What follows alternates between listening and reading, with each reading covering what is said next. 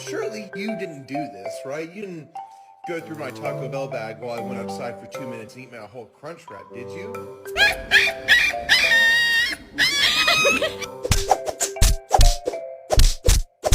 Actual tatlı.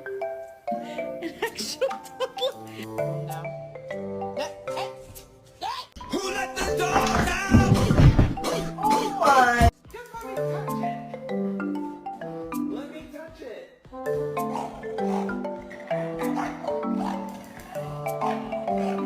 just want to let you know that my name is Amy.